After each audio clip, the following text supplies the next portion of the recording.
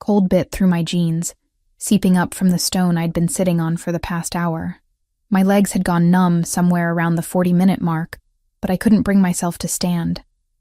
Standing meant making a decision. Sitting meant I could keep pretending I'd driven out here at 4 a.m. just to think.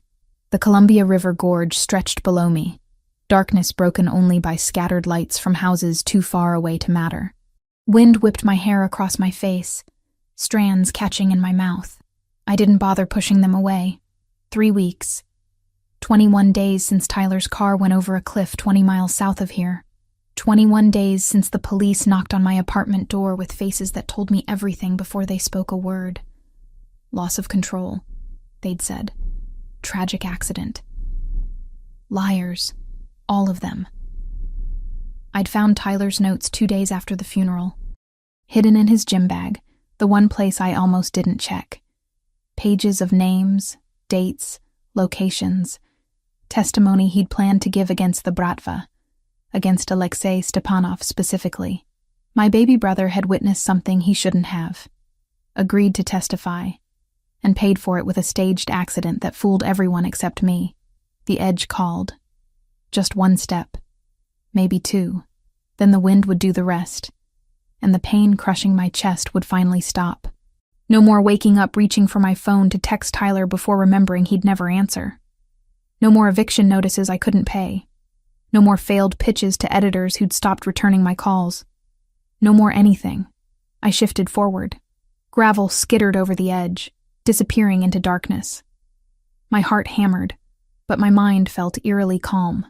This was the same type of cliff that had taken Tyler. Poetic, maybe. Or just pathetic. I couldn't tell anymore. Headlights swept across the overlook behind me. I flinched, squinting against the sudden brightness. A black SUV rolled to a stop 30 feet back, engine cutting to silence. Who the hell came to a hiking overlook at 4:30 in the morning besides someone like me? The driver's door opened. A man emerged, tall and broad-shouldered, moving with the kind of control that suggested he knew exactly how much space his body occupied in the world. He didn't approach immediately, just stood there, one hand resting on the open door, watching me. "Beautiful view," he said. His voice carried despite the wind, low and careful. "Mind if I share it?" Every muscle in my body locked. "It's a public overlook." "True." He closed the door softly, not the slam I expected, though most people wait for sunrise before making the drive. Maybe I like the dark. He moved closer, but slowly, like approaching a spooked animal. Smart man. Or maybe you're here for the same reason I stopped. I turned to face him fully, anger flaring hot through the numbness. "You don't know anything about why I'm here." The overlook's security light caught his features as he stepped into range. Late 30s, maybe 35. Dark hair with threads of gray at the temples, though his face was too young for it. Strong jaw shadowed with stubble.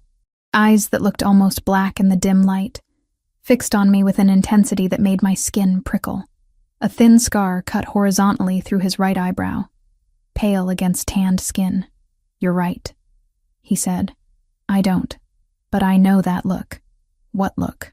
"The one that says you're weighing options you can't take back." He stopped 10 feet away, hands visible at his sides. Non-threatening. "I've seen it before. Worn it myself once." "Then you know this is none of your business." "Probably not." He tilted his head slightly. "But I'm making it my business anyway. Call it a character flaw." I laughed, the sound harsh and broken. "You always harass strangers at cliffsides?" "Only the ones standing too close to the edge." His gaze dropped to my feet, inches from where solid ground became nothing but air. "Do you have someone I can call? Family? Friend?" The question hit like a physical blow. "No." "No one at all?" "Tyler's dead." The words escaped before I could stop them, raw and jagged. 3 weeks ago. Right here in the gorge. They said it was an accident, but it wasn't.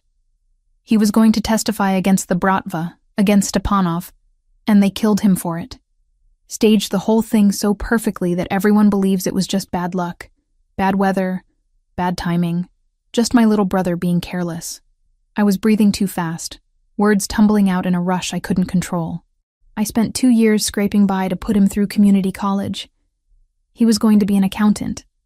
Boring, safe, exactly what I wanted for him after everything we'd been through. But he took a job with the wrong company, saw the wrong thing, and now he's gone, and I've got nothing.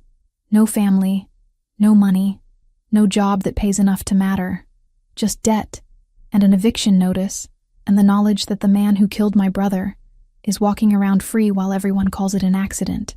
Tears burned my eyes. I swiped at them angrily. So yeah, no one to call. You can leave now. Go back to whatever brought you out here and forget you saw me. He didn't leave. Didn't speak either. Just stood there absorbing everything I'd thrown at him. When he finally moved, it was to take one careful step forward. Stepanov, he said quietly. You're sure it was him? I blinked. What? Alexei Stepanov, head of the Russian operations in the Northwest. You're certain he's the one who had your brother killed? My pulse kicked. How do you know that name? His mouth twisted into something that wasn't quite a smile. Because he's been trying to kill me for the past 6 months. He extended his hand toward me, palm up. An offering, not a demand. My name is Adrian Castrovani, and I think we should talk somewhere that isn't a clifftop at dawn. I stared at his hand, at the expensive watch on his wrist, at the tailored jacket that probably cost more than 3 months of my rent. Who are you? Someone who wants Stepanov gone as badly as you do. His eyes held mine, steady and unflinching. Someone who didn't know he'd eliminated a witness 3 weeks ago. Someone who can help you make sure your brother's death actually means something. I don't need help. Everyone needs help. His hand remained extended. And right now, you need it more than most. So I'm offering one conversation. Somewhere warm with coffee and a door that locks. After that, if you want me to walk away, I will. Why would you do that? You don't know me. No. Something shifted in his expression. A shadow of old pain. But I know what it's like to lose someone to Stepanov's violence. I know how it eats at you, how the grief turns into something darker. And I know that standing on this edge won't bring them back. It just means Stepanov wins twice. The wind gusted hard, nearly pushing me forward. I wobbled, arms pinwheeling. Adrian moved fast, closing the distance between us in 2 long strides. His hand caught my wrist, grip firm but not painful, and pulled me back from the edge. For a heartbeat, we stood frozen, his fingers circling my wrist, my pulse hammering against his thumb. Then my knees gave out, just completely quit, like someone had cut the strings holding me upright. He caught me, arms sliding around my waist, taking my weight as I crumpled. I've got you, he murmured. You're okay. I've got you. I wasn't okay. Hadn't been okay in 3 weeks, maybe longer. But his arm was solid, his voice steady, and for the first time since the police had knocked on my door, I wasn't alone with the weight of Tyler's death. I buried my face against his shoulder and sobbed. Great ugly sounds that I couldn't hold back. He didn't tell me it would be all right. Didn't offer empty platitudes. Just held me while I fell apart, one hand pressed between my shoulder blades, anchoring me to something besides my own spiral of grief and rage. When I finally ran out of tears, I pulled back. He released me immediately, though his hand hovered near my elbow like he expected me to collapse again. Sorry, I managed. Don't be. He studied my face, cataloging the damage. When's the last time you ate something? I tried to remember. Failed. Yesterday. Maybe. Sleep? What's that? His mouth quirked. Not quite a smile, but close. Come on. Let's get you somewhere safe before you pass out. I don't even know you. You know I hate Stepanov. That's more common ground than most people start with. He gestured toward the SUV. I promise I'm not planning to murder you. Bad for business, and I've got enough problems without adding random acts of violence to the list. Business, I repeated. The expensive clothes, the way he moved, the casual mention of people trying to kill him. What kind of business? The kind that puts me at war with Russian mobsters. He met my eyes directly. I'm not going to lie to you. I'm not a good man. But right now, I'm the only option you've got. So you can get in the car and let me buy you breakfast, or you can stay here and freeze. Your choice. It wasn't really a choice. Not when my apartment was 3 hours away, and I'd spent my last $20 on gas to get here. Not when exhaustion pulled at every bone in my body. Not when the alternative was going back to that edge and finishing what I'd started. I walked toward the SUV. Adrian followed, opening the passenger door for me with old-fashioned courtesy that felt bizarre given everything else. The interior smelled like leather and expensive cologne, warm air blasting from the vents. He slid into the driver's seat, started the engine, and pulled out of the overlook without asking where I lived. Maybe he knew I had nowhere to go. Maybe he just didn't care. We drove in silence for 10 minutes before I found my voice again. Tyler had notes, I said. Dates, times, locations. He was documenting trafficking routes. Stepanov's people were moving people through the port, using legitimate shipping companies as cover. Tyler worked as a warehouse supervisor. He saw things he wasn't supposed to see. Adrian's hands tightened on the steering wheel. How much did he document? 3 months' worth. Names of the ships, manifests that didn't match cargo. He was going to turn it all over to the FBI. My voice cracked. He told me 2 days before he died. Said he'd made a deal for witness protection. I begged him not to do it. Told him it was too dangerous. But he said someone had to stop them. And now he's dead. And Stepanov thinks the threat died with him. Probably. Adrian was quiet for a moment, jaw working. Did Tyler give you copies of his documentation? Hidden in my apartment. Why? Because if Stepanov finds out you have them, you're dead too. He glanced at me. Those dark eyes unreadable. Where do you live? Portland. But I got evicted. I have until the end of the week to clear out. Then you're coming home with me. I should have argued. Should have demanded he take me back to the city. But exhaustion crashed over me like a wave, dragging me under. My eyes drifted closed despite my best efforts. What's your name? Adrian asked softly. Alyssa. The word came out slurred. Alyssa Grant. Alyssa. He said it carefully, like testing the weight of it. Stay awake a little longer. We're almost there. Where there was, I didn't know. Didn't particularly care. For the first time in 3 weeks, someone else was making the decisions. Someone else was carrying the weight. I could let go for just a moment and trust that I wouldn't completely shatter. The SUV turned off the main highway onto a private road, gate sliding open automatically. Through half-closed eyes, I glimpsed high stone walls, security cameras, floodlights illuminating manicured grounds. Then the house appeared, all modern lines and floor-to-ceiling windows, worth more money than I'd see in a lifetime. Come on, Adrian said gently when we stopped. Let's get you inside. I stumbled out of the SUV, legs barely supporting me. He didn't touch me, just walked beside me up wide steps to a door that opened before we reached it. A woman in her 60s stood there, silver hair pulled into a neat bun, eyes sharp as she took in my appearance. Guest room, Rosa, Adrian said. Food, water, and privacy. She's been through enough tonight. Rosa nodded once, crisp and efficient. This way. I followed her through rooms that blurred together, too exhausted to process any of it. A bedroom appeared, larger than my entire apartment, decorated in soft grays and blues. Rosa pointed out the bathroom, the closet, the small refrigerator stocked with water. Mr. Castrovani says you should rest, she told me. Everything else can wait. The door closed behind her. I stood alone in a stranger's house, in a room worth more than everything I owned combined, and felt nothing but overwhelming relief that I was still breathing. I collapsed onto the bed fully clothed and surrendered to darkness. Sunlight burned through my eyelids, dragging me from sleep I hadn't expected to find. My body ached in unfamiliar ways, muscles stiff from finally relaxing after weeks of carrying tension like armor. For 3 blissful seconds, I didn't remember where I was or why. Then it crashed back. Tyler. The cliff. Adrian Castrovani. I sat up too fast, head spinning. The room looked even more expensive in daylight, all clean lines and muted colors that probably had names like storm gray and morning mist. My jeans were twisted around my legs, shirt wrinkled beyond saving. I felt like I'd been hit by a truck, then backed over for good measure. A soft knock preceded the door opening. The woman from last night appeared, carrying a tray that smelled like actual heaven.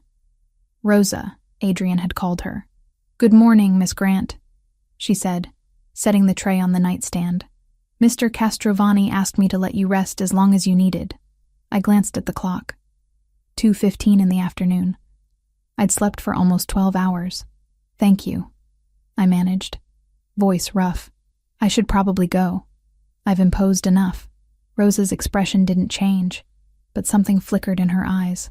Pity, maybe, or understanding. Where would you go?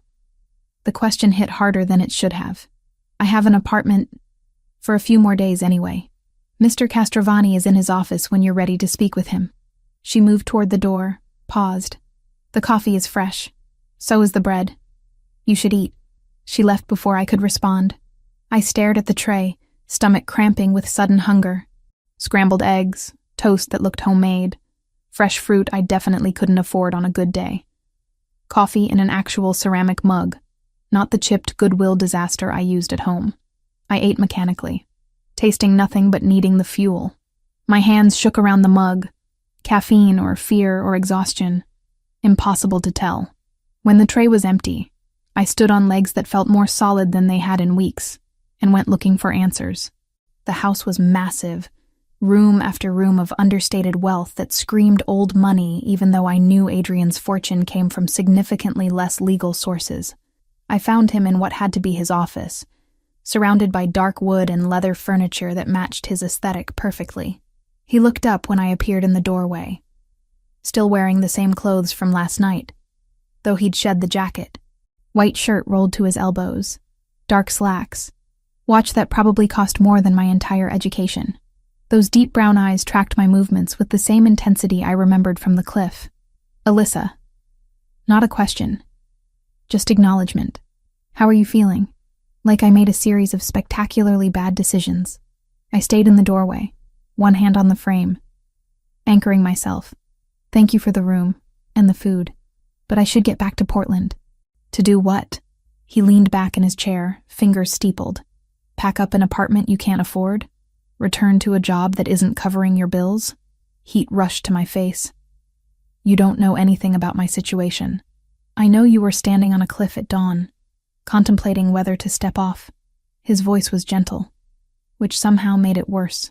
I know your brother was murdered 3 weeks ago, and the police called it an accident.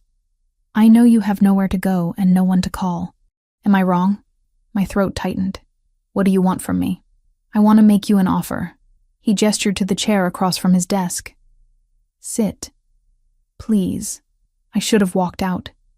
Should have called a cab, hitchhiked back to the city. Anything but accept help from a man who'd admitted to being at war with Russian mobsters. Instead, I crossed the room and sank into leather that probably cost more than my monthly rent. Adrian watched me settle before speaking. You said Tyler had documentation, evidence of Stepanov's trafficking operation. Do you still have it? Hidden in my apartment. Why?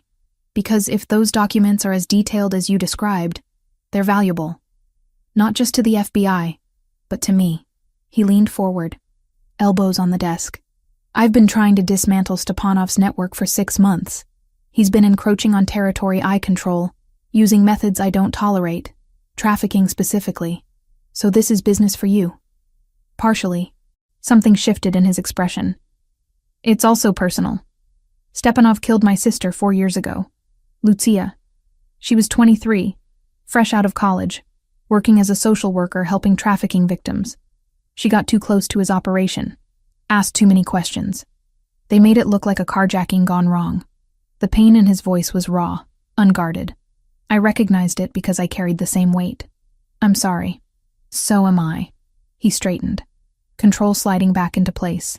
Here's what I'm proposing. You stay here temporarily. We work together to build a case against Stepanov using Tyler's documentation and my resources. You have access to investigative tools I can provide, contacts that won't talk to police. In exchange, you have a roof over your head while you process everything you've lost. That's not how this works. I'm a journalist, not some damsel you rescued. I'm not suggesting you're helpless. His mouth curved slightly, not quite a smile. I'm suggesting you have value beyond needing rescue. You're an investigative journalist with knowledge of a case that affects both of us. You can access sources I can't, ask questions that won't raise the same red flags. This isn't charity, Alyssa. It's strategy. I wanted to argue, wanted to throw his offer back in his face and storm out with whatever dignity I had left. But he was right about one thing. I had nowhere else to go, and the idea of crawling back to my empty apartment to pack Tyler's things made my chest constrict. "How long?" I asked. "As long as it takes to make sure Stepanov pays for what he's done. And after that? After that, you leave if you want. No strings, no obligations." He held my gaze. "I'm offering you purpose, Alyssa. A way to channel everything you're feeling into something productive. You can sit in that apartment drowning in grief, or you can help me make sure Tyler's death actually means something." My hands clenched in my lap. "This is insane." "Probably." Adrian stood, moving to a cabinet against the wall. He pulled out a thick folder, set it on the desk between us. "These are the files I've compiled on Stepanov. Shipping routes, known associates, properties we've identified. It's incomplete because he's careful. But combined with what Tyler documented, we might have enough to actually hurt him." I stared at the folder. All I had to do was reach out and take it, cross a line I couldn't uncross. "I need to think," I said. "Take all the time you need." Adrian returned to his chair. "Rosa will show you around, get you anything you require. The house is yours to explore." I stood, legs steadier now. "I'm not staying long term, just until I figure things out." "Of course." That almost smile again. "Whatever you need to tell yourself." The next 3 days blurred together in a haze of observation and careful distance. The house was enormous, room after room of space I didn't know what to do with. Rosa appeared at regular intervals with food I didn't ask for but ate anyway.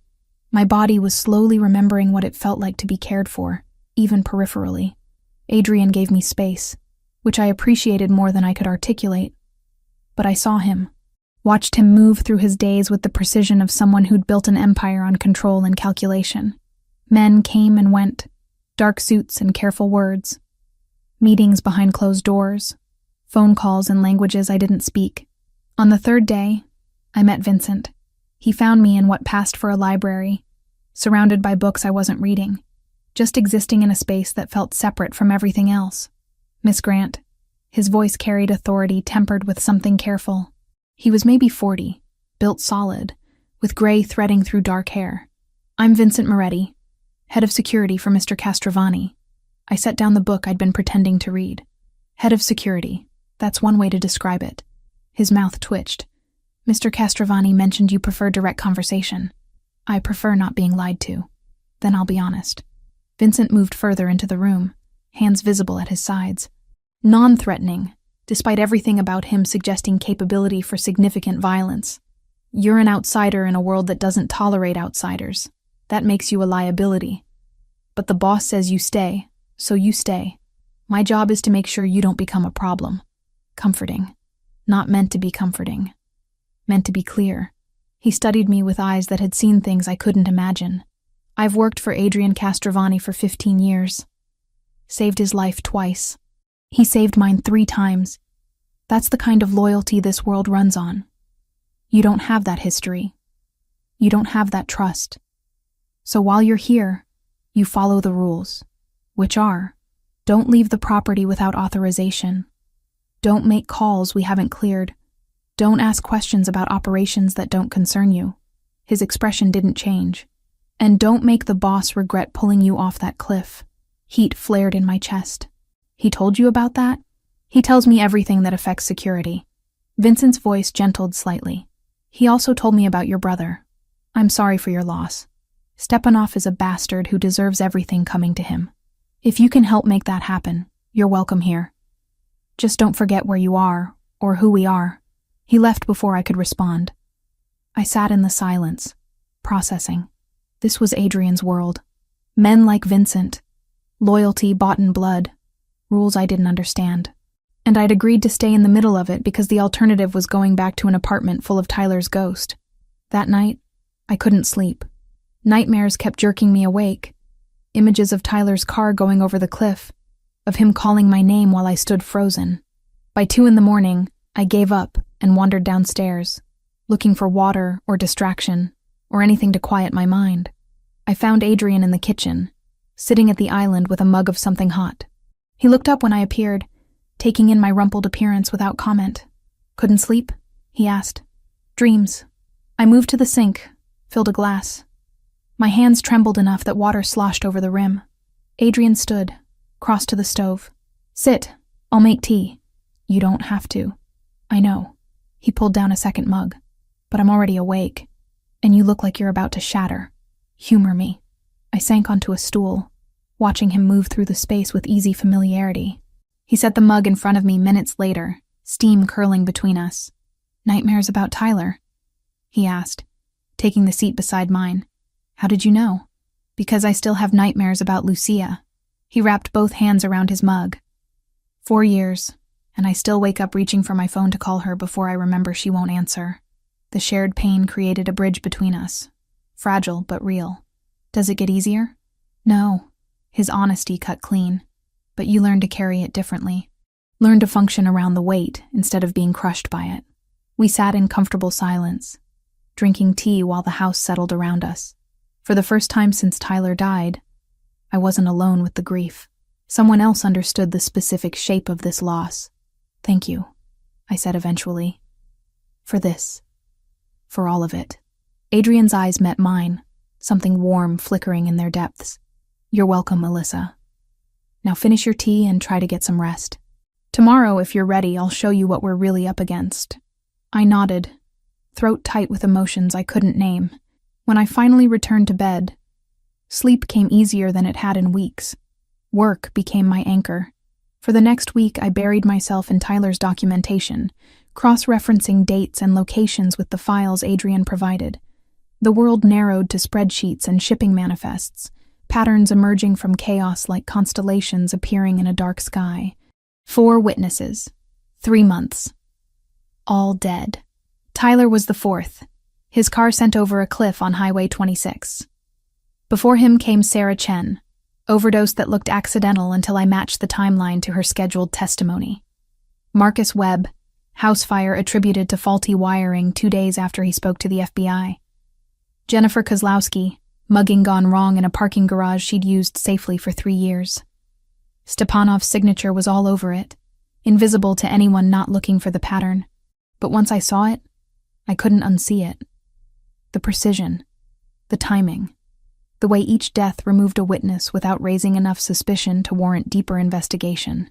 I sat at Adrian's dining table surrounded by documents, highlighter in hand.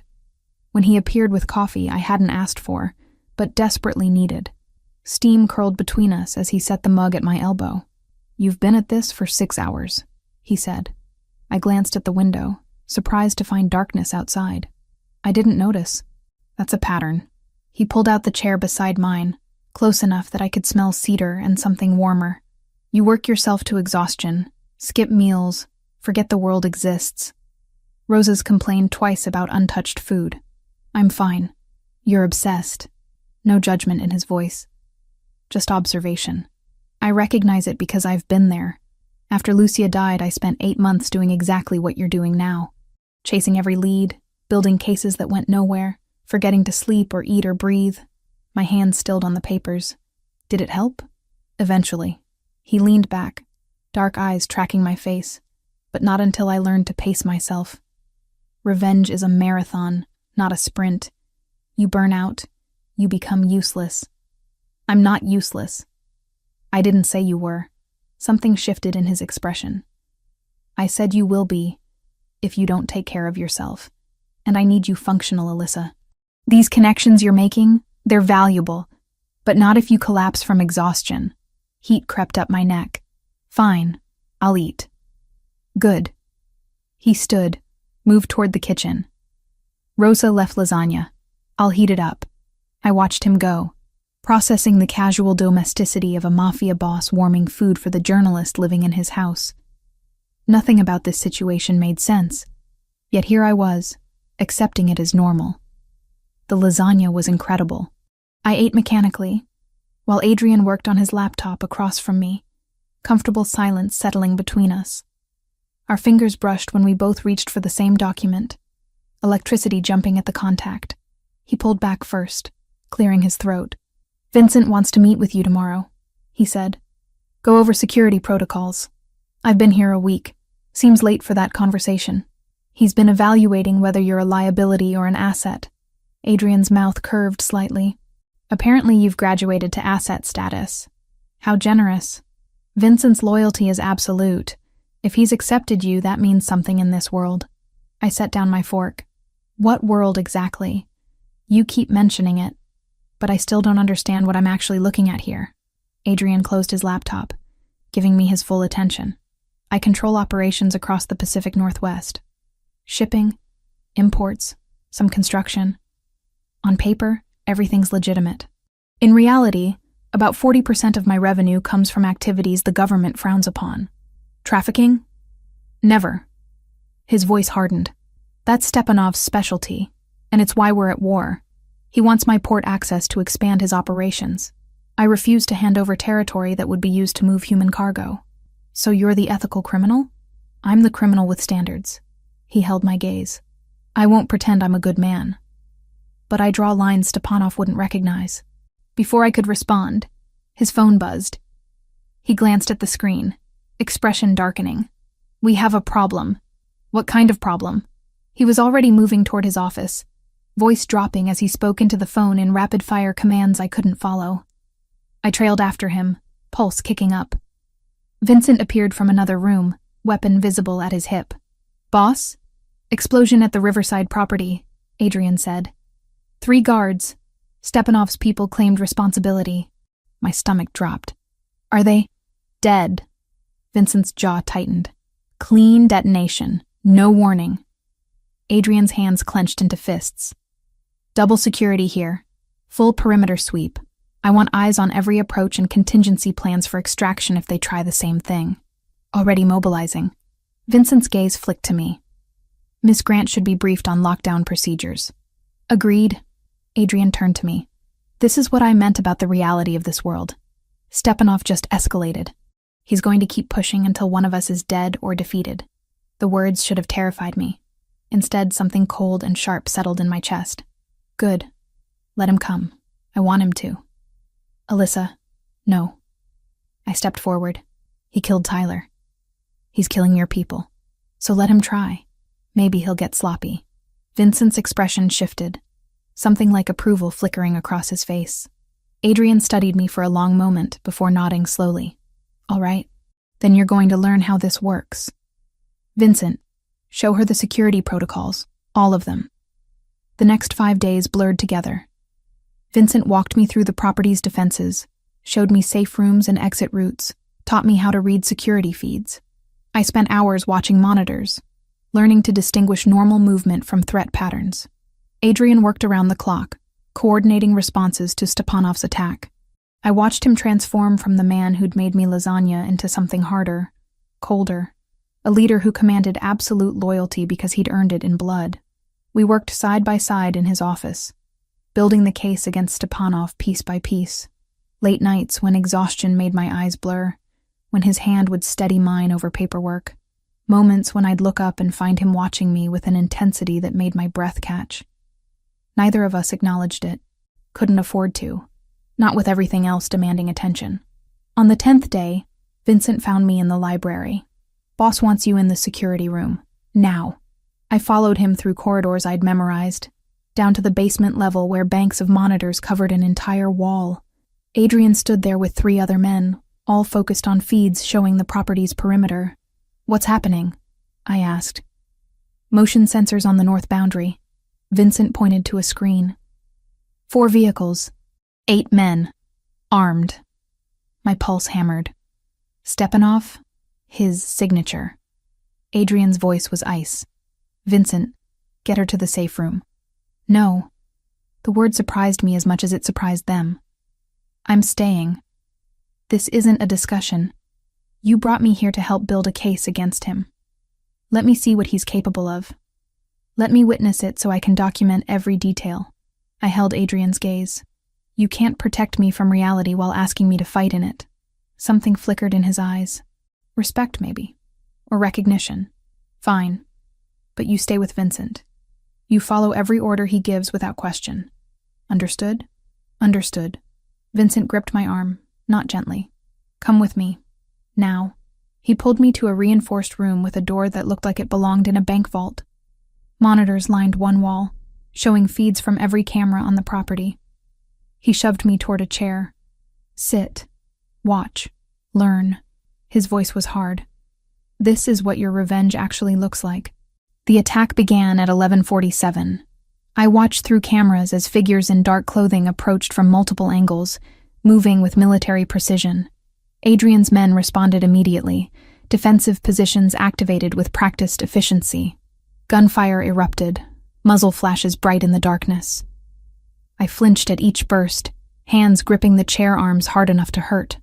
On screen, Vincent led the response, his movements economical and deadly. 2 attackers went down, then a third. It lasted 15 minutes. Felt like hours. When silence finally returned, the cameras showed bodies on the ground. 2 of Stepanov's men, neither moving. One of Adrian's guards was down too, being dragged to safety by his colleagues. Vincent appeared on the monitors, checking each sector methodically before finally turning toward the camera closest to my location. He looked directly at it, directly at me, and nodded once. Then he was at the door, opening it with blood on his hands. "You okay?" I couldn't form words, just stared at the screens, at the evidence of violence I'd only imagined until now. "Miss Grant." His voice gentled slightly. "Are you injured?" "No."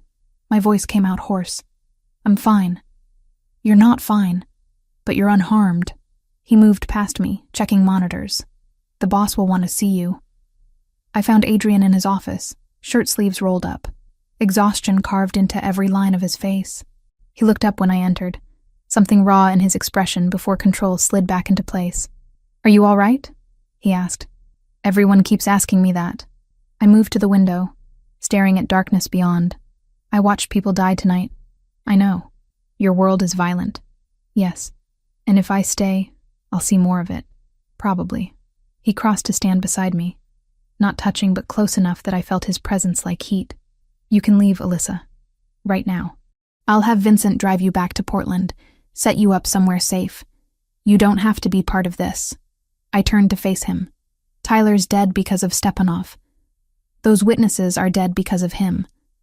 Your sister is dead because of him. And tonight your people died protecting this place, protecting me. So no, I'm not leaving. I want to see him pay for every single death. Revenge changes you. Good." The word came out fierce. Maybe I need to change. Maybe the version of me that sat in that apartment crying over Tyler's ghost was useless. This version, the one building a case that might actually matter, she's doing something. Adrian's hand lifted, hovering near my face before dropping. "You scare me a little when you talk like that." "Why?" "Because I recognize myself at 25, right after Lucia died. That burning need to make someone pay, consequences be damned." His eyes held mine. "It cost me pieces of my soul I'll never get back. I don't want that for you. Maybe it's too late. It's never too late to walk away," says the man still fighting Stepanov 4 years later. His mouth twisted. Fair point. We stood there in silence, something shifting between us. Not just the investigation or shared grief, but recognition. 2 people who'd lost everything and chose to fight back instead of surrender. "Tomorrow," I said finally. "Tomorrow I want to dive deeper into the trafficking routes. If we can prove a pattern, build a timeline that connects directly to his organization. Tomorrow," Adrian interrupted gently. "Tomorrow you rest. We both do. Tonight was brutal. Give yourself space to process it." "I don't want to process it. I want to work." "I know." His fingers finally made contact, brushing my cheek so briefly I almost thought I'd imagined it. "But you're going to rest anyway. That's an order." I should have argued. Should have pushed back against his authority. Instead, I nodded, exhaustion crashing over me like a wave. "Okay," I whispered. "Tomorrow." He walked me to my room, presence solid beside me. At my door he paused. "What you saw tonight," he said quietly. "That's the reality. No filters, no protection. If you stay, it will happen again. Probably worse." "I know. And you're still staying?" "I'm still staying." Something in his expression softened. "Then we'll make sure Stepanov pays for every death he's caused. I promise you that, Alyssa. We'll make him pay." I believed him. More than that, I trusted him. Somewhere in the past 2 weeks, Adrian Castrovani had gone from stranger to ally to something I couldn't quite define. Someone who understood the specific shape of my grief and didn't try to fix it, just offered to walk beside me through it. That night, I dreamed of Tyler, but for the first time since his death, he wasn't falling. He was standing beside me, nodding approval, telling me to keep fighting. I woke with tears on my face and determination in my chest. Stepanov had taken my brother, had taken Adrian's sister, had taken lives without consequence for far too long, but that was going to change. I'd make sure of it, whatever the cost. The breakthrough came on day 15. Buried in financial records Adrian's people had intercepted. A pattern in wire transfers that didn't match any legitimate business I knew. I traced the accounts backward, cross-referencing with Tyler's documentation, and found the connection. Adrian. I looked up from my laptop, pulse hammering. I found something. He crossed the office in 3 strides, leaning over my shoulder to see the screen. Close enough that I caught cedar and leather, warmth radiating from his body. Close enough that my breath hitched before I could control it. These transfers, I said, forcing focus. They coincide exactly with Tyler's documented shipments. Same dates, same amounts converted to match cargo manifests. Someone inside Stepanov's organization is keeping meticulous financial records. Adrian's hand came down beside mine on the desk, caging me in. Who's signing off on these? I clicked through screens. Someone named Dmitry Sokolov, controller for Stepanov's West Coast operations. I know that name. His voice dropped, thoughtful. Vincent ran background on him last year. Family man. 2 daughters. Wife with medical issues. He's been with Stepanov's organization for 8 years. Moved up from bookkeeper to full controller.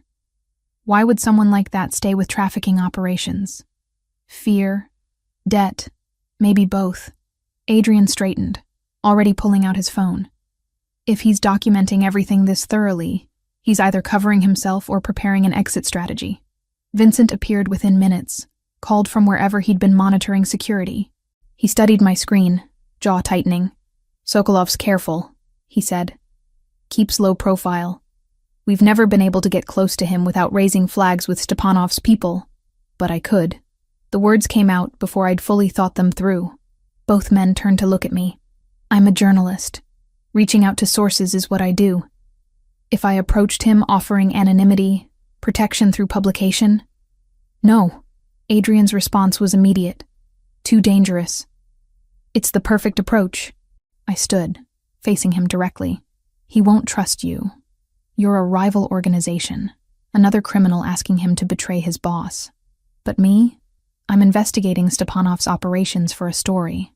I can offer him something you can't. A way out that doesn't involve switching one mafia for another. Vincent studied me with new assessment in his eyes. She's not wrong, boss. It's good strategy. Strategy that puts her directly in Stepanov's crosshairs. I'm already there. I held Adrian's gaze. Tyler's documentation made sure of that. At least this way, I'm actively fighting back instead of waiting for them to come for me. Adrian's jaw worked, conflict clear on his face. Finally, he nodded once, sharp and reluctant. We do this carefully. Controlled contact. You make the approach through encrypted channels Vincent sets up. No face-to-face until we've vetted his responses and confirmed he's genuine. Agreed. The next 4 days were a blur of careful planning. Vincent taught me communication protocols, how to use encryption software, what phrases would signal danger if the contact went wrong. Adrian compiled everything we knew about Dmitry, building a profile I could use to approach him effectively. We worked late every night, Adrian and I, hunched over documents and laptops, piecing together the puzzle of Stepanov's operations. Somewhere around midnight on the 3rd night, my hand cramped. I flexed my fingers, wincing. Adrian's hand covered mine before I could pull away. His thumb pressed into my palm, working the muscle with surprising gentleness. Heat shot up my arm, settling low in my stomach. You push yourself too hard, he murmured. Says the man who hasn't slept more than 4 hours a night since I've been here. Different circumstances. Are they? I turned to face him fully. We were close. Closer than we'd been since that moment at the cliff. We're both using work to avoid dealing with everything else. His thumb stilled against my palm. What else is there to deal with? This. The word came out barely above a whisper. Whatever's happening between us that we keep pretending isn't. Adrian's eyes darkened. Alyssa, I'm not asking for anything. My free hand lifted, fingers tracing the scar through his eyebrow before I could stop myself. I just need you to know that you're the only thing I've felt in weeks. Everything else is numb or painful or empty. But when I'm with you, working beside you, I feel alive again. Real again. His hand came up, covering mine against his face. You scare me. Why? Because I feel the same thing. Because you brought something back I thought Lucia's death killed. The ability to care about someone beyond duty or obligation. His voice roughened. And because caring about you makes you a target in ways I can't fully protect against. I don't need protection from this. You might. I closed the distance between us. Then let me decide what risks I'm willing to take. The kiss started gentle, questioning. His lips soft against mine, giving me every opportunity to pull away. I didn't. My mouth opened under his and the gentleness shattered. He kissed me like a man drowning, desperate and deep. One hand sliding into my hair to angle my head exactly where he wanted it. I gasped against his mouth, heat flooding through me. His other arm wrapped around my waist, pulling me against him until no space remained between our bodies. Every point of contact burned. When we finally broke apart, we were both breathing hard. Adrian's forehead rested against mine, eyes closed. This complicates everything, he said. I know. I can't promise you safety. Can't promise this ends well. I'm not asking for promises. My hands fisted in his shirt. I'm asking for this. Right now. However long we have. His eyes opened, searching mine. Whatever he found there made something in his expression soften and sharpen simultaneously. Then come with me. He led me upstairs to his room. Not the guest suite I'd been using. Kissed me against the closed door until my knees weakened. Made love to me with a controlled intensity that stole my breath and shattered every defense I'd built since Tyler's death. Afterward, lying tangled in expensive sheets with moonlight cutting across the bed, guilt crashed over me. I shouldn't feel this, I whispered. Tyler's only been gone a month, and I'm here with you. Feeling good when I should still be drowning. Adrian's arm tightened around me. Grief doesn't follow rules. Neither does healing. It feels like betrayal. It's survival. He turned me to face him. Tyler wouldn't want you to stop living. Trust me on that. The dead never want the living to join them in the dark. Tears burned my eyes. How do you know? Because if I'd died instead of Lucia, I'd want her to find joy wherever she could. To fight for it, hold on to it with both hands. His thumb brushed away the tear that escaped. You're allowed to feel good, Alyssa. Even now. Especially now. I buried my face against his chest and let him hold me while I cried. Grief and relief tangled together. When I finally slept, it was deep and dreamless for the first time in weeks. Morning brought Vincent's knock and carefully neutral expression when he found us together. Adrian held my gaze across the breakfast table, silent question in his eyes. I nodded once. Whatever this was, we'd face it together. Boss, Vincent said, tone carefully professional. We need to discuss Miss Grant's position here. My position? I set down my coffee. You're involved with the man Stepanov most wants dead. Vincent's voice was blunt. That makes you a target in ways you weren't before. It also makes you a potential liability if emotions compromise operational security. Adrian's voice went cold. That's not your call to make. It's my job to make it. Vincent didn't back down. I'm not questioning your feelings.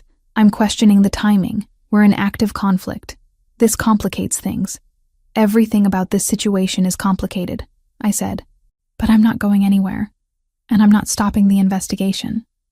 If Stepanov wants to come after me for being with Adrian, let him try. It just gives us another reason to take him down. Vincent studied me for a long moment, then nodded. Fair enough. Just be aware of what you're signing up for. I'm aware. The contact with Dmitri happened 2 days later. I crafted the message carefully, offering protection through journalistic exposure and FBI connections. Promised anonymity, safety for his family, immunity if he cooperated fully. His response came within 6 hours. cautious but interested. Over the next week, we built trust through carefully monitored exchanges. He wanted out. Had wanted out for years. But Stepanov didn't let people leave, and Dmitry had 2 daughters to protect. Finally, he agreed to provide documentation in exchange for concrete guarantees. Adrian coordinated with contacts in the FBI while I worked my journalism connections, building framework for protection Dmitry would actually trust. The documents arrived encrypted, 18 years of meticulous financial records proving every transaction Stepanov had ever made. Combined with Tyler's documentation, it was damning. Enough to dismantle the entire operation if leveraged correctly. Stepanov has a major operation planned, Dmitry told me during our final encrypted call. 18 days from now. 2 shipments from eastern ports. 40 people being moved through Portland to inland locations. If you can stop that, you cripple his West Coast network for months. 18 days. The timeline was brutal, but it gave us focus. Adrian and I worked around the clock, building strategy. I would write the expose, publish through a respected investigative outlet using Tyler's and Dmitry's documentation. Simultaneously, Adrian would leak intel to Stepanov's rivals and feed information to FBI contacts. Multi-directional attack designed to crush the operation before it launched. But as we worked, tension escalated. More attacks on Adrian's properties. More security lockdowns. The sense that we were running out of time pressed down like physical weight. Then the message arrived. Plain envelope, delivered to the house through means that shouldn't have been possible given our security. Inside, a single piece of paper with words cut from newspapers like something from a thriller. The journalist thinks she's safe. She'll fall from the cliff she should have jumped from. Just like her brother. My hands shook as I read it. Adrian took the paper from me, face going hard as stone. He knows, I said. Stepanov knows I'm investigating him, knows where I am. He's been watching. Adrian's voice was ice. Vincent! Security protocols escalated immediately. I wasn't allowed outside without armed escort. Windows got reinforced. Guards doubled. The house that had started feeling like sanctuary transformed into the fortress it truly was. Adrian barely left my side. When meetings required his attention, Vincent stayed with me, weapon visible, eyes constantly scanning. This is what loving him looks like, Vincent told me during one of those vigils. Constant danger. Constant vigilance. Are you sure you can handle it? I thought about Tyler. About the cliff. About Adrian pulling me back from an edge I'd been ready to step off. I'm sure, I said. Because the alternative was going back to that numbness, that darkness. And I'd rather face Stepanov's threats beside Adrian than face nothing alone. 7 days. That's all we had left before Stepanov moved 40 people like cargo through ports Tyler had documented. 7 days to finish the article, coordinate with the FBI, leak information to the Sinaloa cartel, and somehow survive whatever retaliation came next. I worked 18-hour days finalizing the expose. Every word mattered. Every citation needed verification. Dmitry's financial records combined with Tyler's documentation painted a picture so damning that even corrupt officials couldn't ignore it. The piece was scheduled to publish in 4 days through the Northwest Investigative Journal, a respected outlet that had broken trafficking cases before. Adrian coordinated simultaneously, phone calls in multiple languages, meetings with men whose faces I learned not to remember. Vincent was everywhere, checking security, running drills, his presence a constant reminder that we were preparing for war. You need to sleep, Adrian said, finding me at 2 a.m. hunched over my laptop. I need to finish this. His hand covered mine on the keyboard. It's already finished. You've rewritten the same paragraph 3 times tonight. Your exhaustion is showing. I wanted to argue. Instead, I let him pull me upstairs, fell asleep in his arms with my laptop still glowing on the nightstand. The attack came 20 hours before publication. I was reviewing final edits when the alarms screamed. Not the warning system from previous attacks. The full evacuation protocol that meant imminent breach. Vincent materialized beside me, weapon drawn. Safe room. Now. What's happening? 30 hostiles. Heavy weapons. They're coming for both of you. He grabbed my arm, propelling me toward the reinforced door hidden behind Adrian's bookshelf. Move. Adrian appeared from the opposite direction, blood on his shirt that wasn't his. Our eyes met for one suspended moment before Vincent shoved me through the doorway. "Keep her alive," Adrian told him. "Always." Vincent slammed the door between us. The safe room was smaller than I expected, lined with monitors showing every camera angle. I watched Adrian disappear into the chaos, watched men in tactical gear swarm the property with military precision. This wasn't a probe, this was annihilation. Gunfire erupted, brutal and sustained. Vincent positioned himself between me and the door, checking his weapon with practiced efficiency. On the monitors, Adrian's men fought with desperate coordination. Bodies fell on both sides. Then the explosion came. The blast threw me against the wall, monitors shattering in cascades of sparks and glass. My ears rang, high-pitched whine drowning everything else. Through the ringing, I heard Vincent shouting, saw him moving toward where the reinforced wall had buckled inward. Smoke poured through the gap. Men in black pushed through behind it. Vincent fired, methodical and lethal. 2 attackers dropped, but shrapnel from the blast had torn through his side, blood soaking his shirt dark and wet. He moved slower than usual, favoring his left leg. A guard I didn't know by name tumbled through the gap. Wounded, but functional, he pressed his weapon into my hands. "Safety's off. Point and pull. Don't think." Then he was gone. Back into the fight. The gun was heavier than I expected. Cold. Real in ways nothing else had been since Tyler's death. I'd held weapons during training with Vincent, but this was different. This was loaded. This was aimed at humans who wanted me dead. An attacker appeared in the gap, weapon swinging toward Vincent's exposed back. I didn't think. Didn't breathe. Just pointed and pulled like I'd been taught. The recoil shocked through my arms. The man dropped, red blooming across his chest. His eyes met mine for one eternal second. Surprise and pain and nothing else, before he collapsed. I'd killed someone. The knowledge hit like physical impact, doubling me over. My hands shook so violently I nearly dropped the weapon. Vincent's voice cut through the haze. "Stay focused. More coming." But the reinforcements arrived first. Adrian's men flooded the room, securing the perimeter, shouting coordinates.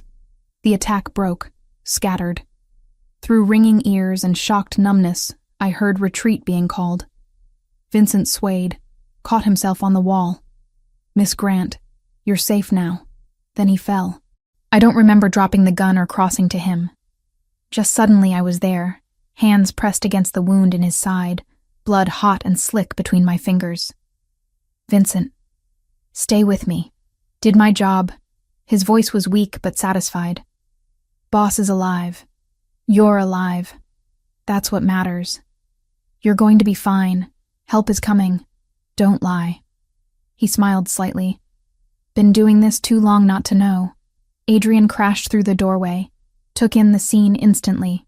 He dropped beside Vincent, one hand gripping his oldest friend's shoulder. "You stubborn bastard. I told you to be careful." "Careful is boring." Vincent's breathing was labored, blood bubbling at the corner of his mouth. "Take care of her, boss. She's good for you. Makes you remember what we're fighting for. Save your strength." "For what?" Vincent's eyes found mine. "You did good, Miss Grant. Held your ground. Your brother would be proud." The words broke something in me. Tears burned down my face, mixing with smoke and blood. "Vincent, please. Tell my girls I love them. Tell Maria she was right. I should have retired last year." His hand found Adrian's. "Watch your six, brother. Stepanov's desperate now." Then his eyes went distant, fixed on something we couldn't see. His chest stopped moving. Adrian bowed his head, shoulders shaking with grief he couldn't show anywhere else. I sat in blood that wasn't mine, hands still shaking, while men who'd fought beside Vincent for years gathered around. Someone pulled me away gently. Rosa, appearing from somewhere safe, wrapping a blanket around my shoulders even though I wasn't cold. The rest of that night blurred together. Medics arriving, police who asked questions Adrian's lawyers answered. 5 body bags leaving the property, each one someone who'd fought to protect us. Vincent's was the last, carried with ceremony that spoke to years of loyalty and sacrifice. Stepanov had lost 15 men, Small comfort when I'd watched Vincent die after saving my life. Dawn brought the scheduled publication. The expose went live at 6 a.m., exactly as planned. Within hours, every major outlet picked it up. Dimitri's documentation, Tyler's records, my investigation connecting them into an indisputable case against Stepanov's trafficking network. The FBI executed warrants by noon. Raids across 3 states, dozens of arrests. The Sinaloa cartel issued a statement cutting all ties with Stepanov's organization, unwilling to be associated with operations now under federal scrutiny. By sunset, we'd won. Stepanov's trafficking operation was canceled, his network exposed, his allies abandoning him. Everything we'd worked for had succeeded. I felt nothing but the weight of the gun in my hands. The man's eyes when I'd pulled the trigger. Vincent's blood on my clothes. Adrian found me in the shower fully dressed, water running cold, still trying to wash away what wouldn't come clean. He turned off the water, wrapped me in towels, carried me to bed like I weighed nothing. "I killed someone," I whispered. "You defended yourself. He's still dead. Because of me." Adrian pulled me against his chest, one hand stroking my hair. "I know. I'm sorry. I'm so sorry you had to do that. Vincent's dead too, because he protected me." Vincent died doing what he chose to do. He'd been with me 15 years, saved my life 3 times. I saved his twice. We both knew how this might end. His voice cracked. But he chose to stand in front of you anyway. That was his choice, Alyssa. Not your fault. I cried until I had nothing left. Cried for Vincent, for the man I'd killed, for Tyler, for every death that had brought us to this moment. Adrian held me through all of it. His own grief held carefully in check until I finally fell asleep against him. When I woke hours later, he was gone. I found him in Vincent's room, sitting among his friends' belongings, holding a photograph of Vincent with his wife and daughters. Tears tracked silently down his face. I sat beside him without speaking. Sometimes grief didn't need words, just presence. Just someone willing to sit in the darkness and not try to fill it with false comfort. "We won," he said eventually. "Stepanov's finished. The trafficking operation is canceled. Everything we worked for happened exactly as planned. Why doesn't it feel like winning? Because victory always costs more than you expect to pay." He set down the photograph carefully. "Vincent's funeral is in 3 days. I need to tell Maria what happened. Tell his daughters their father died protecting someone he barely knew. I'll come with you." "You don't have to." "Yes, I do." I took his hand. "Vincent saved my life. The least I can do is face his family and tell them it mattered." We sat together in the quiet, mourning a man who'd given everything to protect what he believed in. Outside, the sun was rising on a world where Stepanov's power was broken, and Tyler's death had finally been answered with justice. But the cost was written in blood and bodies, in Vincent's empty room and Adrian's grief, in my hands that had taken a life, however justified. We'd won the battle. Now we had to learn to live with what that victory had cost us both. The therapist's office was in a nondescript building downtown, chosen specifically because it had no connection to Adrian's world. Dr. Sarah Chen specialized in trauma, Adrian had said, and knew how to keep her mouth shut. The latter qualification seemed more important than the former.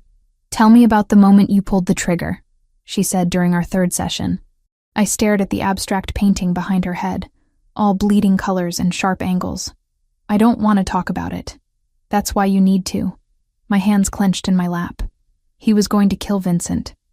My finger pulled the trigger. He fell. "That's it." "That's not it." Dr. Chen leaned forward slightly. "You took a human life in defense of another. That's not something anyone processes easily, regardless of justification. I don't regret it." The words came out sharp. Vincent was protecting me. That man would have shot him in the back. I did what I had to do. Lack of regret doesn't mean lack of impact.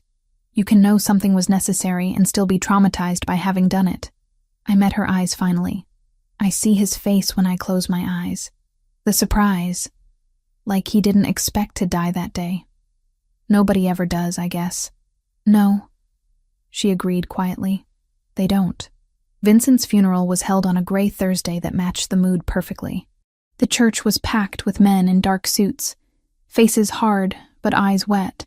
Maria, His widow, sat in the front row, flanked by 2 daughters in their early 20s. All 3 wore black and dignity like armor. Adrian delivered the eulogy, spoke about 15 years of brotherhood, of loyalty that transcended employment, how Vincent had saved his life 3 times, how he'd hoped to return the favor more than twice. His voice only broke once, when he mentioned Vincent's last words. Afterward, Maria approached me. I'd been trying to make myself invisible against the back wall, but she found me anyway. "You're Alyssa," she said. Not a question. "Yes. I'm so sorry. Adrian told me everything." Her voice was steady, controlled. "Vincent died protecting you. Protecting both of you. That was his choice, his honor. Don't dishonor it by carrying guilt that isn't yours to bear." Tears burned my eyes. I wish he hadn't needed to. We all wish that. She took my hand, pressed something into it. Vincent's badge, the one he'd worn every day. He would have wanted you to have this. He believed you gave Adrian something to fight for beyond territory and revenge. Something human that mattered to him. I closed my fingers around cold metal, unable to speak. Maria squeezed my hand once more before returning to her daughters, leaving me holding a piece of a man who died for me. Adrian found me in his office that night, staring at Vincent's badge on the desk. He'd been distant since the funeral, processing grief in whatever private space he retreated to. Now he stood in the doorway, exhaustion carved into every line of his face. "You should leave," he said. I looked up. "What?" "Return to your life, your apartment, your work. Stepanov's network is dismantled. The trafficking operation is canceled. Your exposé accomplished exactly what we needed." He moved into the room but didn't approach. "You're safe now. You can go back to being who you were before all this." "I can't be who I was before. That person died on the cliff with Tyler. Then be someone new. Somewhere that isn't here." His jaw tightened. "Vincent's dead because I pulled you into this world. 5 other men are dead. You killed someone. This is what staying with me costs, Alyssa. It will always cost this much or more." I stood, anger flaring hot through the numbness. "Don't do this." "Do what?" "Push me away to protect me. I'm 27 years old. I know exactly what I'm choosing. You think you do." His voice rose slightly. "But you've been here 6 weeks. You've seen violence, yes, but you haven't seen years of it. Haven't felt it grind you down until you can't remember what peace feels like. I won't do that to you. That's not your decision to make. It's my world, my danger, my responsibility." I crossed to him, fury making my hands shake. "Then let me decide if I want to share it. Stop trying to make choices for me because you're scared of losing someone else." His mask cracked. "Of course I'm scared. Everyone I care about dies violently. My sister, Vincent. How long before you're next? How long before loving you gets you killed? You don't get guarantees, Adrian. Tyler died in an accident that wasn't an accident. People die randomly every day. At least with you, I'm choosing to fight instead of just waiting for it to happen." I grabbed his shirt, pulling him close. "I love you. I'm not leaving. So either tell me you don't want me here, or stop trying to protect me from decisions I'm making with open eyes." His hands came up to frame my face, trembling slightly. "I can't lose you. Then stop pushing me away." He kissed me desperately, all control abandoned. Poured weeks of grief and fear and love into contact that bruised and healed simultaneously. When we finally broke apart, he rested his forehead against mine. "I love you," he whispered. "I've loved you since you stood on that cliff refusing to be saved. I just don't know how to keep you safe. You can't. Nobody can. But we can face whatever comes together instead of alone." 10 days later, Stepanov was arrested attempting to board a flight to Moscow using a false passport. The FBI had been tracking him since the exposé published, waiting for him to run. Adrian provided additional evidence through carefully anonymous channels, ensuring the case would be airtight. I watched the news coverage from Adrian's living room, seeing Stepanov in handcuffs, and felt nothing but hollow satisfaction. The man who'd killed Tyler was caught. Justice would be served. But Vincent was still dead. 4 witnesses were still dead. The man I'd killed wouldn't come back to life. Adrian sat beside me, reading the hollowness in my expression. Revenge never fills the void. It just closes the wound so it can start healing. Does it heal? Eventually. The scar remains, but the pain becomes manageable. His arm came around my shoulders. You honor Tyler by living, not by destroying yourself over his death. That's what I learned after Lucia. She'd have been furious if I'd wasted my life mourning hers. I'm tired of being here. The words surprised me. Not with you, but in this house, surrounded by security and reminders of everything that happened. I need normal for a while. Your apartment? If I can handle it. He nodded slowly. I'll have it cleaned, make sure it's safe. But Alyssa? This doesn't mean you're leaving me. It means we're finding out if we work outside of crisis. I know. My apartment felt smaller than I remembered. The walls needed paint. The carpet had stains I'd stopped seeing years ago. But it was mine. Space that didn't carry the weight of violence and death. Adrian helped me carry in boxes of belongings I'd retrieved from storage. Stood in my tiny kitchen that barely fit 2 people and looked completely out of place in his expensive suit. This is where you lived, he said, taking in the shabby reality. This is where I survived. I set down the box I'd been carrying. There's a difference. He stayed that first night, though I'd told him he didn't have to. We ordered pizza because neither of us knew how to cook and ate it sitting on my secondhand couch. Watched a movie on my laptop because I didn't own a TV. Made love in my narrow bed that forced us to stay tangled together. It was normal, mundane, perfect. Over the next 2 weeks, we established a rhythm. He'd visit 3 or 4 times a week, sometimes staying overnight, sometimes just a few hours. We'd talk about his work, about the exposé's continued impact, about nothing at all. He never brought guards, never arrived in the SUV, just showed up in regular clothes driving a regular car, being as close to a normal person as Adrian Castrovani could manage. This is strange, he said one night, helping me wash dishes in a sink too small for the task. What is? Doing dishes, being domestic. I have people for this. Welcome to how normal humans live. I bumped him with my hip. Revolutionary concept, I know. He smiled, genuine and unguarded. I like it. Scares me how much I like it. Why? Because it makes me want things I thought I'd given up on. Quiet nights, simple routines. A life that isn't constantly at war. His hands stilled in the soapy water. You make me want to be different than what I am. You are different. You just haven't let yourself admit it yet. He pulled me close, soap suds and all. If I change too much, I stop being effective at protecting what I've built. Or maybe you become better at building things worth protecting. We stood there in my cramped kitchen, and I knew with bone-deep certainty that this was real. Not adrenaline or trauma bonding or desperation. Just 2 people who'd found each other in darkness and chosen to walk toward light together. The nightmares still came. I'd wake gasping, seeing the man's eyes or Vincent's blood or Tyler's car going over the cliff. But Adrian would be there, or a text away when he wasn't, reminding me that surviving meant carrying the weight, not being crushed by it. 6 weeks after Stepanov's arrest, I accepted a staff position with the Northwest Investigative Journal. My exposé had opened doors I'd thought permanently closed. The work was good, meaningful, exactly what I'd fought to build before grief had torn everything apart. Adrian came to celebrate, bringing champagne that cost more than my first car. We drank it from coffee mugs because I didn't own proper glasses. To new beginnings, he toasted. To choosing life, I countered. Our mugs clinked together, and I thought about the cliff. About standing there ready to step off because I couldn't see a single reason to stay. Now I had dozens. Work that mattered. Love I'd fought for. A future I was actively building instead of just surviving. Tyler would never see it. But maybe, somehow, he knew I'd found my way back to living, instead of just existing in the spaces between grief. That night, wrapped in Adrian's arms in my too small bed, I finally felt the wound close. Not healed.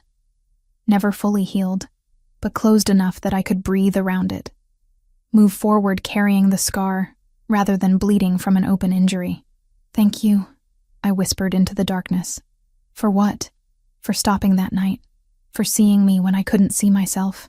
for pulling me back from an edge I didn't think I wanted to be pulled from. His arms tightened. Thank you for letting me, for choosing to stay alive, for choosing me. Outside, the city continued its endless rhythm.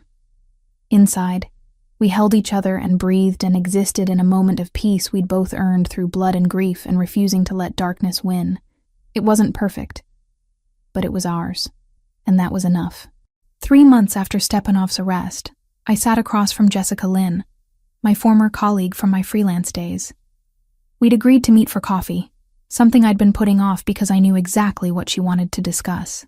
"So you're really with him," she said, not bothering with pleasantries. "Adrian Castrovani, the Mafia boss who runs half the illegal operations in the Northwest." I wrapped my hands around my mug, choosing words carefully. "I'm with Adrian, yes. What he does professionally is separate from our relationship." "That's naive, and you know it." Jessica leaned forward, voice dropping. "Alyssa, you exposed Stepanov's trafficking network. That was incredible journalism, career-defining work. But now you're sleeping with someone who operates in the same world. How is anyone supposed to trust your integrity?" The accusation stung, because I'd asked myself the same question dozens of times. My work speaks for itself. I investigate crimes, expose corruption. Adrian's operations aren't trafficking or human exploitation. I've drawn clear lines. Lines that you'll conveniently never cross because you're in love with him. Lines I won't cross because I have professional ethics. Heat crept up my neck. I won't write about Adrian's business, yes. But I also won't lie for him or cover anything up. He understands that. Respects it, even. Jessica studied me like I was a stranger. Maybe I was. The woman she'd known before Tyler's death wouldn't have understood these compromises, this balance between competing loyalties. "I hope you know what you're doing," she said finally, "because the journalism community is watching. One misstep and everything you've built gets destroyed." I left that meeting shaken, called Adrian from my car. He picked up on the second ring. "Jessica cornered me," I said without preamble. "Made it very clear that dating you makes my professional credibility questionable." Silence stretched for several heartbeats. "Do you agree with her?" "I don't know." Honesty felt necessary even when it hurt. "I know I love you. I know my work is solid. But I also know that perception matters in journalism. If people think I'm compromised, my investigations lose impact. Then maybe we should—" "Don't finish that sentence." I cut him off. "I'm not breaking up with you because Jessica Lynn has opinions. I'm just processing that this relationship costs me things professionally. I need you to understand that." "I do." His voice softened. "And I'm working on making those costs smaller. The legitimate businesses I've been expanding, they're not just fronts anymore. I'm actively selling off the territories that draw attention, transitioning to operations that won't put you in ethical compromises. You don't have to do that for me. I'm doing it for us, for the future I want with you that doesn't involve you choosing between your career and our relationship." Tears burned my eyes. How long will that transition take?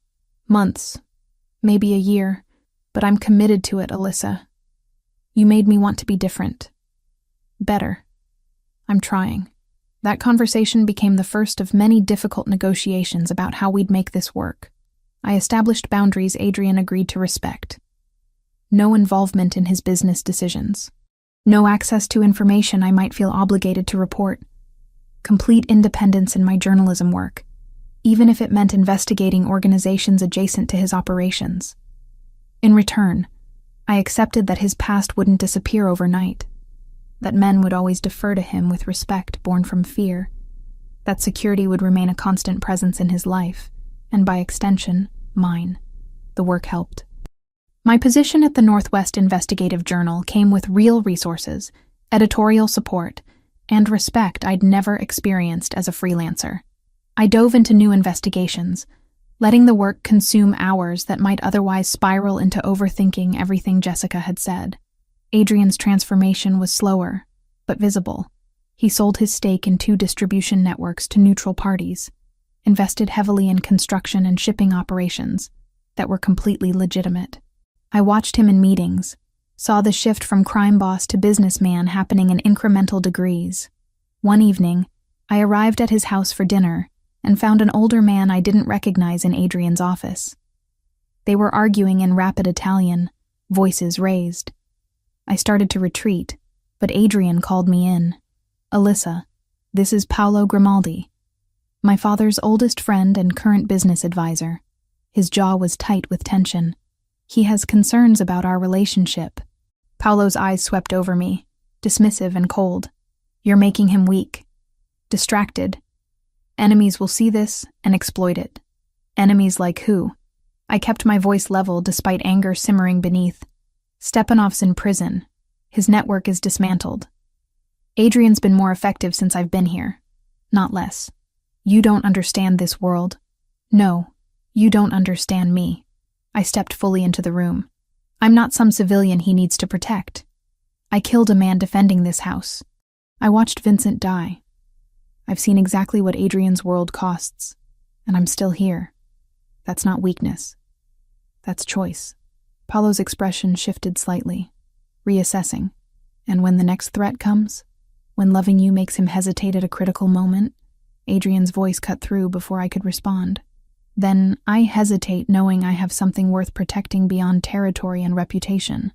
Alyssa gives me reason to build instead of just defend." "That's not weakness, Paolo. It's evolution." The older man studied us both for a long moment before nodding slowly. "Your father would have questions. But perhaps he'd also recognize that times change, and so must we." He stood, gripped Adrian's shoulder briefly. "Just be careful.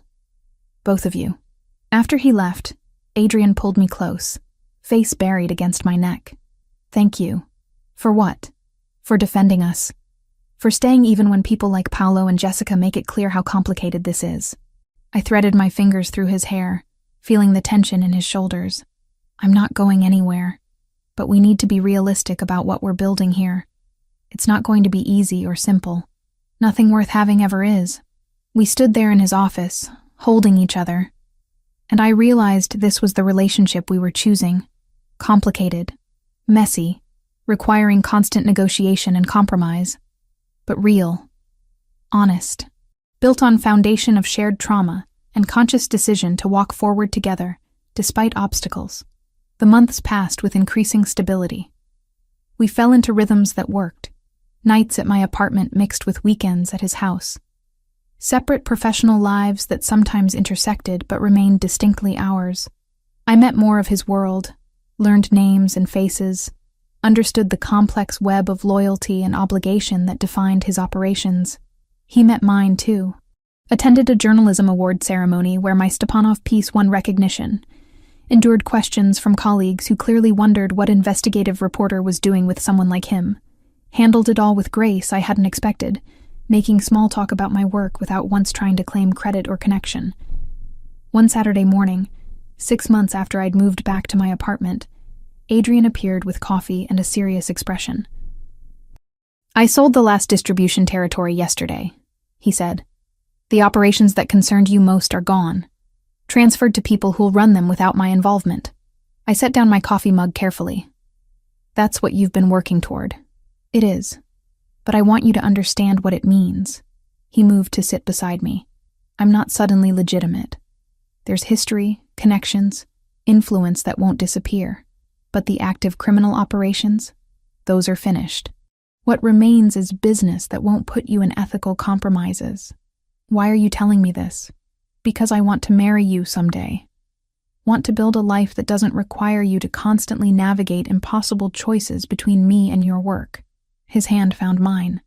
"I'm not asking you to decide anything now.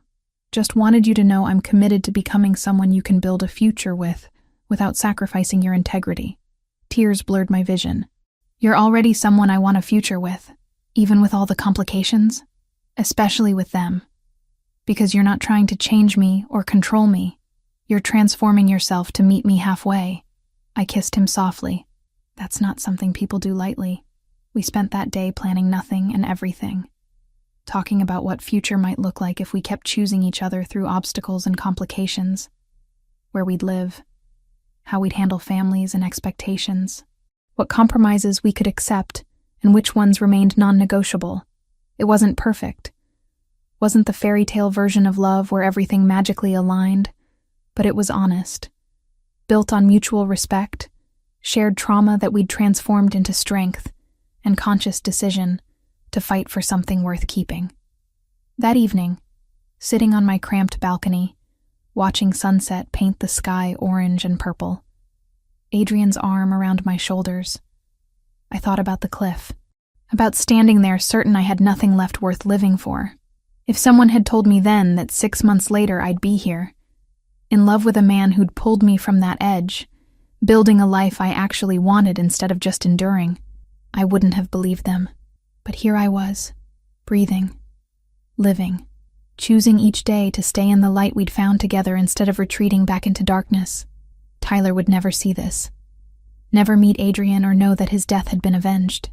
But somehow, I thought he'd be glad I'd found my way back to living instead of just surviving, that I'd transformed grief into purpose and found love in the aftermath of loss. The sun dipped below the horizon, and Adrian pressed a kiss to my temple. What are you thinking about? How far we've come? How much further we still have to go? Together? Always together. And in that moment, on a balcony barely large enough for 2 people, I knew with absolute certainty that whatever came next, we'd face it side by side. Not perfect, not easy, but real and worth fighting for. That was enough. More than enough. It was everything. A year passed in the way time does when you're actually living instead of just surviving. The journalism award came in early spring, recognition for the Stepanov expose that had torn apart a trafficking network and given Tyler's death meaning beyond senseless loss. Adrian sat in the audience while I accepted the crystal trophy that probably cost more than my first car. When I mentioned Tyler in my acceptance speech, thanked him for having the courage to document what he saw, Adrian's hand pressed briefly to his chest, honoring the dead we'd both lost. Afterward, at the reception where journalists mingled with glasses of cheap wine, several colleagues congratulated me with genuine warmth. Others kept their distance, still uncomfortable with my relationship with Adrian. I'd learned to live with both reactions. "You were brilliant up there," Adrian said later, driving back to his house where I'd been spending most nights. Not officially living together, but close enough that the distinction felt semantic. I almost cried during the speech. "You did cry, just controlled crying." His hand found mine across the console. Tyler would be proud. So would Vincent. Vincent's name still brought a pang, sharper some days than others.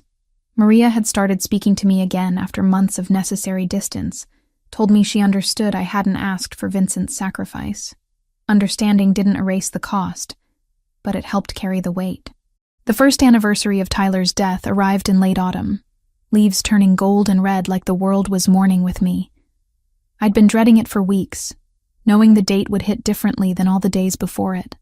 Adrian appeared at my apartment at dawn without calling first. "Get dressed. We're going somewhere." I didn't ask where, just pulled on jeans and Tyler's favorite hoodie that I'd kept, threw my hair into a ponytail, and followed him to the car. We drove to the memorial park where Tyler's ashes had been scattered, a quiet space overlooking the river. Adrian waited by the car while I walked to the bench with the small plaque bearing Tyler's name. 24 years old. Beloved brother. Gone too soon. I sat there for an hour, talking to Tyler in my head. Told him about the award, about Adrian, about building a life he'd never see but would hopefully approve of. Told him I was sorry I couldn't save him, but I'd made damn sure his death mattered. When I finally returned to the car, eyes swollen and throat raw, Adrian drove us to the Columbia River Gorge, to the exact overlook where everything had started 13 months ago. The cliff looked the same. Wind still bit cold, view still stretched endlessly, drop still called with that terrible, seductive promise of ending pain. But I was different. Completely, fundamentally different than the broken woman who'd stood here ready to step off. I was coming back from a meeting that night, Adrian said quietly, standing beside me at the edge. Not too close, respecting the space. Deal that would have changed everything for my operations. Biggest opportunity I'd had in years. What happened to it? I chose you instead. He turned to face me. Chose to stop, to pull you back, to take you home. Best decision I ever made, Alyssa. That meeting, that deal, none of it mattered compared to what we found together. Tears burned cold on my wind-chilled cheeks. I didn't believe there would be mornings worth waking up for. Couldn't imagine feeling anything besides pain. You proved me wrong. You proved yourself wrong. I just offered a hand. His fingers brushed mine. Do you remember what you said to me that night? After you told me about Tyler? That I had nothing. No one to call. And now? I looked at him. Really looked. At the man who'd transformed from stranger to savior to partner. Who'd sold criminal operations to build a life I could share without compromising my integrity. Who'd sat with me through nightmares and grief, never trying to fix what couldn't be fixed. Just offering presence. Now I have everything, I whispered. Adrian dropped to one knee on the same cliff where he'd saved my life. Pulled a small box from his jacket pocket. The ring inside caught sunlight. Simple and perfect. Alyssa Grant, you brought me back from an edge I didn't know I was standing on. Reminded me what it means to build something instead of just protect it. I want to spend whatever years we have choosing life together. Every single day. His voice caught. Will you marry me? Yes. The word came out choked with tears and joy and disbelief that this was real. Yes, absolutely yes. He slid the ring onto my finger, stood and pulled me close, kissing me with the wind whipping around us on the cliff that had nearly taken me, but instead gave me everything. We married 6 months later, in a small ceremony that honored both our worlds. Rosa cried during the vows. Maria came with her daughters, who'd grown to accept me as part of their father's legacy. Paolo attended. Approval grudging but present. My journalism colleagues who'd stood by me filled half the room. Adrian's business associates and remaining loyal men filled the other half. I wore cream instead of white. Tyler's photo in a locket against my heart. Vincent's badge sewn into my bouquet. The dead we carried deserved acknowledgement on a day celebrating life. Adrian looked devastating in his tuxedo, tears tracking silently down his face as I walked the aisle to him. We'd both learned that strength meant allowing emotion, not suppressing it. 2.5 years after that first dawn on the cliff, I stood in our home, the compromised space we'd found between his mansion and my apartment. My hand rested on the swell of my belly. 5 months pregnant with a daughter we'd already named Lucia Grace. Lucia for his sister, Grace for the second chance we'd both been given. Adrian appeared behind me, arms circling my waist, hands covering mine over our daughter. What are you working on? A memoir. I gestured to the laptop on the desk.